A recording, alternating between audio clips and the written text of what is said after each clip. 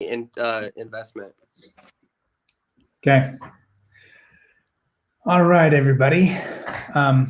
Unfortunately, I'm not going to open it up because I don't have any double, any audio issues or whatever. So I don't have it opened up, but we are live technically in on some of the social platforms that I've got set up for us. And hopefully people join on as I see that they have. And those that don't, they can watch us later. But this is Nazar with Provident Real Estate. I've got Mason Ford here. He's an accountant, and I'm excited about doing this video. I made a video a couple weeks back or a couple days back revolving around owner-occupied and not having to pay capital gains taxes up to a certain dollar amount if you live there. And again, it astounds me, Mason, that there's still people that are not aware of that and use that as a reason why they don't move, right? Because they feel like they have to pay this big dollar amount. There's a lot of people in California and all these other states that bought properties 40, 50 years ago for $50,000 or $30,000, and those homes are worth $700,000, $800,000, $900,000 or over $1 million. And that's what just impedes them from moving. But it's anyway. So I'm glad that we got that resolved. So Mason's here, and he's going to tell us a little bit more about 1031 exchanges, what exactly what that is, and then we'll get into a little bit more detail on logistically, how to take advantage of this section. Is it section 121? Is that what you had said? This is 1031. Sorry, that's right, 1031. 121, the capital gains on your home that we talked about. That's right. I just remember you pointing that out. Okay, so Mason, go ahead, take over. Tell us a little bit about 1031. The pros and cons to the process, or why investors should do it. Okay, so the name is kind of interchangeably. So some people might hear it called a like kind exchange or 1031 exchange. Same thing. It's called a 1031 because it comes from the IRS code section 1031. So that's where that name comes from. Essentially what this section code or code section is talking about for real estate is people have the opportunity to invest in property. And a lot of people have had investment properties. It allows them to sell once again, and not completely. It's not necessarily called a tax-free event, but it's a deferral of tax. So people, that have a property in their trade or business or are holding a property for an investment purpose, they're able to sell this. And there's a bunch of different rules, which we'll talk a little bit about some of them. But they can essentially sell property, take those proceeds, and invest it into another property. And all of that gain that was made from that transaction can be deferred to a later date in time and don't have to pay anything on that initial sale. Yeah, I mean, it just unlike the principal residence, typically if you own an investment property, let's say you bought a rental, it could be a single family home, condo, multi-unit, fourplex or an apartment building, whatever it is, and you buy that property and then you sell it anytime in the future. Not only do you have to pay capital gains on it, but you also have to add back in all the depreciation that you had, on the property over the years. Right. And so it is very, very advantageous to be able to take advantage of the 1031 exchange so that you avoid, or at least kind of kick the can down the road, if you will, and not paying taxes on that amount. And the biggest benefit to that is that, let's say you sell a home for $400,000 or a condo for $400,000. And you bought it for $2 million. Now, normally you would have to pay capital gains on that difference between what you bought it for versus what you sold it for minus expenses. And that could be a lot of money, right? That's going to impede you from going and buying another investment. And obviously the whole point is to be able to continue on investing. And that's what the government's trying to do to put this into play. Any thoughts? And that's a nice thing too. For those that watched the last video, when it comes to your principal, primary residence, if you remember, they talked about if you're single, you have that tax-free up to $250,000. If you're married, filing jointly, you have up to $500,000. When it comes to a 1031 exchange, there's not a limitation. So, people that have those investment properties that they bought for super cheap years and years ago, that are considering, oh, I want to sell this, but I don't want to pay tax on it. Well, there you go. You can do a 1031, even if the property, that they want is $1 million, right? They have this huge gain that they would pay. There's no cap on that. So they could essentially roll that over into a big property, increase their cash flows, and not have to pay any taxes on that. Very good. Yeah, I mean, it really allows you to sell your home or sell your investment property, buy something bigger and greater. Maybe roll over a condo to a single family, or get a single family and roll that over into a duplex or a fourplex. And if you got a fourplex, maybe roll that over into a 10plex. Start buying some apartment buildings, right? Which is pretty dang exciting to be able to know. I've got a good friend that her parents a long time ago bought a fourplex apartment building, and they did everything they possibly could to scrounge up as much money as they can to make that happen. And when they passed away, that was a nice inheritance. There was no money owed on that fourplex because they had paid it off, and that was a wonderful chunk of change to be able to give to their posterity. So it worked out really, really phenomenally. Let's talk about, Mason, some mistakes that people can make in the past or have made in the past. Let's start with timelines. I think that's a big mistake that people make. So talk about that, because people think that these timelines are very loose, or they're just suggestions, and they're really not. So tell us a little more about that, how rigid that is. Okay, so yeah, there are two big timelines when it comes to doing a 1031 exchange. Essentially, if you've sold a property and then now think, I need to do a 1031 exchange because I want to avoid these taxes, it's too late. So one thing people need to know, and it happens prior to your closing of that initial property, is you need to identify 3 properties that are, like kind, essentially. But one thing you also need to know with that is the property that you want to take this, or the money when you take from this property and reinvest into a new property, it has to be of equal or greater value. So that's one thing people need to be aware of. You can't go buy something less, otherwise it's going to cancel out that exchange and you're going to pay taxes on all that gain. But like I said, within that window, you have 45 days to send to the IRS 3 properties that you've identified that you are considering to roll that money into. Of those 3, you have to choose one of those. So Nazar and I were talking a little bit earlier about that. You can't necessarily just, check the box by saying, here, IRS, here's 3 properties, and not really have it be something you're considering. You need to have one of those properties be, legit and something you're really considering, because you have to choose one if you want this 1031 to go through and avoid those taxes. Nathan, 45 days is not a lot of time. It is not. It's not at all. Yeah, I mean, it could be, obviously, in this real estate market that we're in, that's super stressful.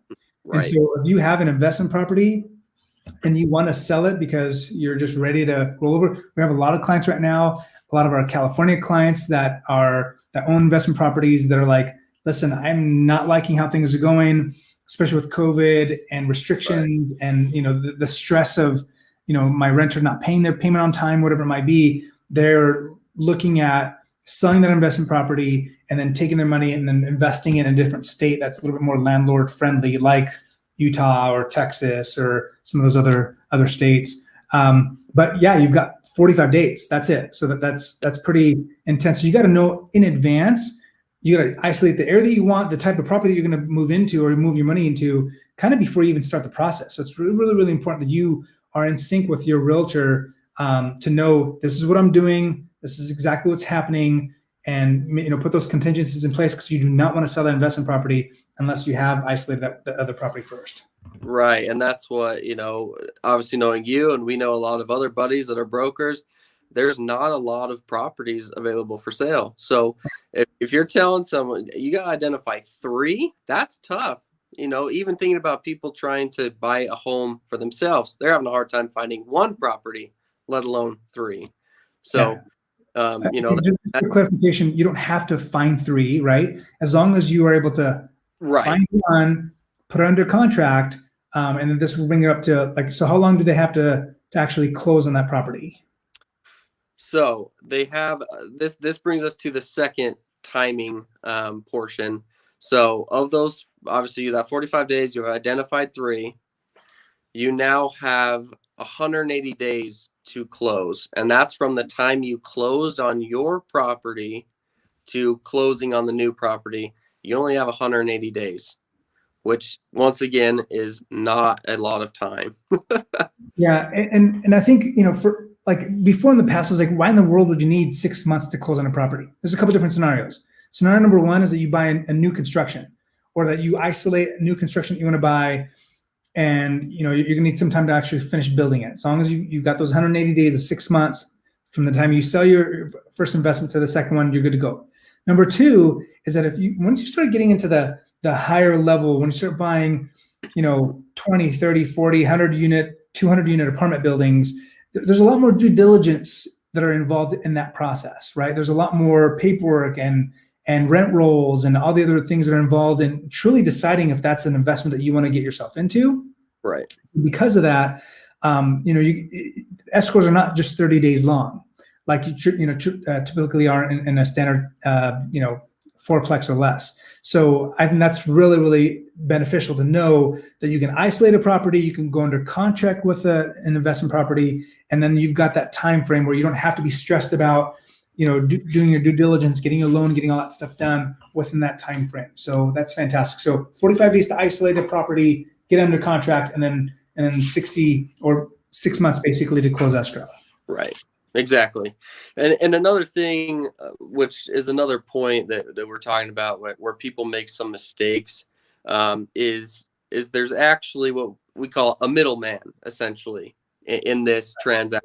So it's called a qualified intermediary. So essentially it's a qualified person that will take the funds, hold them, and disperse them into this new property. Some people don't know that. They think they can just sell their house, put it in a new one, and you're good. Come to a tax preparer and say, oh no, we put it in a new property. Well, that's not a 1031. So yeah, as soon as that money touches their bank account, game's over, right? It's over.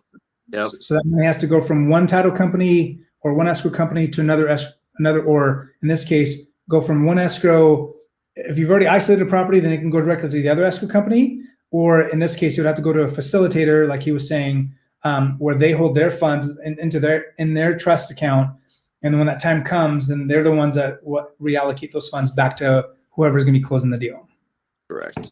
Yeah. Okay, cool. So we've isolated timeframes. That's probably a big mistake that a lot of novice investors make, or sometimes they just don't think about how stringent those times are. Like come day 46, it's too late, right? It's super, super important that you are very, very vigilant in making sure that those times are met, because you guys, sometimes these capital, the proceeds from the sale could be upwards of several $1 million, and that's a lot of taxes that Uncle Sam is going to be hounding you down for if you don't do it the right way. So let's think about a second mistake to make in 1031. Can you think of another one that is an issue that you would say, hey, we've seen this before, or this is something that you might want to avoid?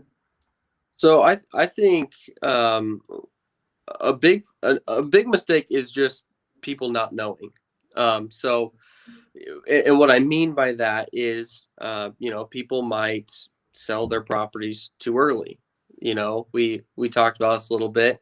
And one thing that a lot of people don't know is there's no limit as far as how many 1031s that you can do.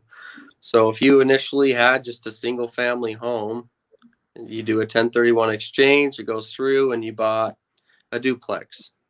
Years later, you want to sell that, buy a 10plex or a huge apartment, complex, whatnot. Those proceeds, even though it was from, your initial sell, you can continually roll over a 1031. Not only is your gain getting greater and greater, but you're continually deferring those taxes to a later date. So, some people have thought, if you do a second 1031, do I have to recognize the gain from the first 1031 I did with this property?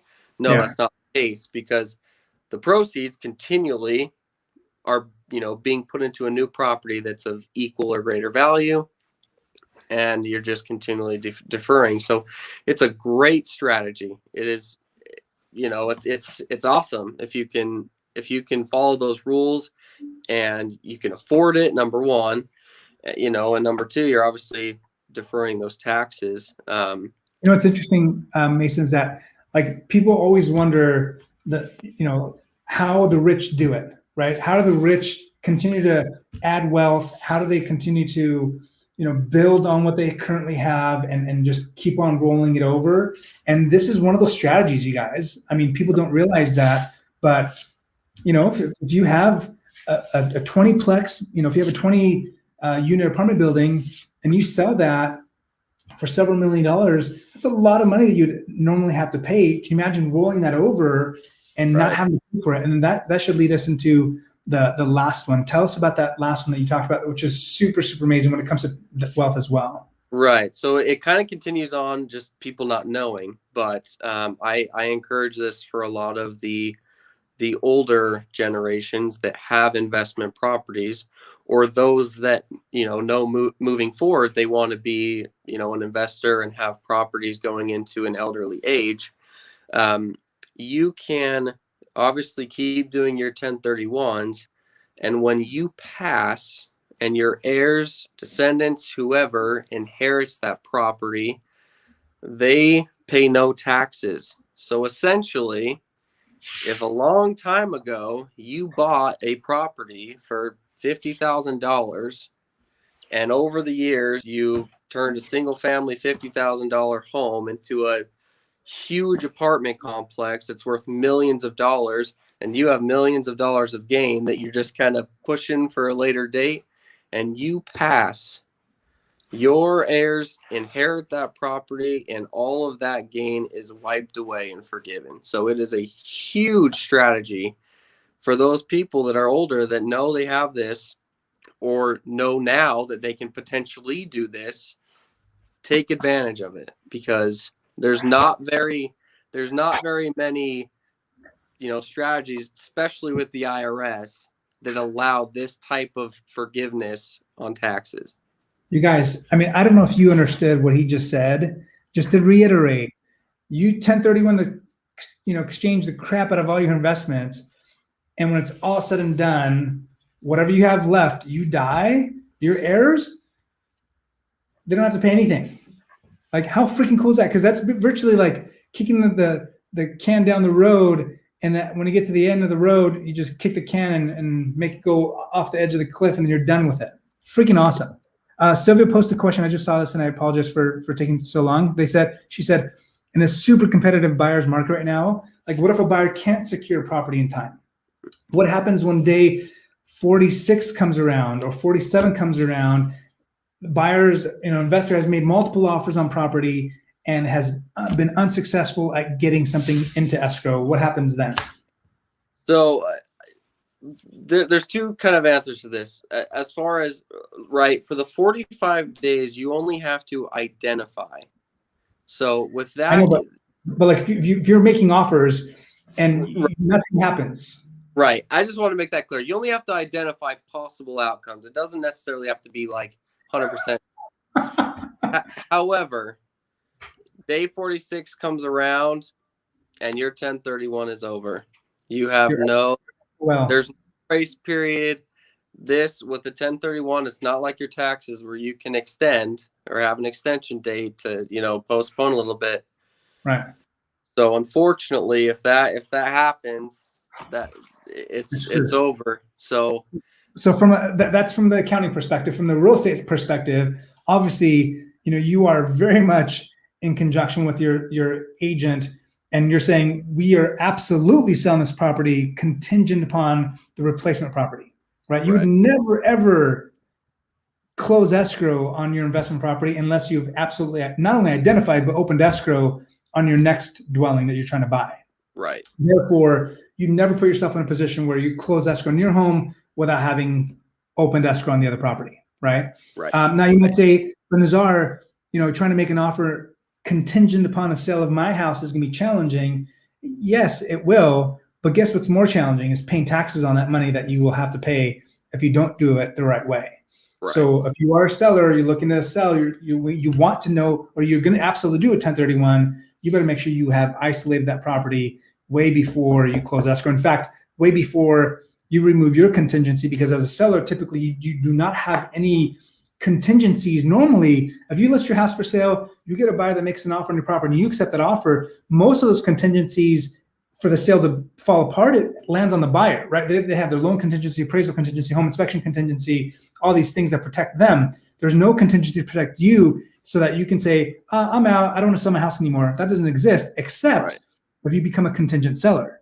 So if you become a contingent seller, then you can say, I'm only going to sell my property to you if I find that replacement property, and that completely applies for an investment as well. And it should apply because then you protect your interest. Right. Okay, awesome. So Mason, any other thoughts, questions, any last minute things you'd like to talk about when it comes to 1031, any strategies? Did you ever figure out the thing we talked about with the multiple into two?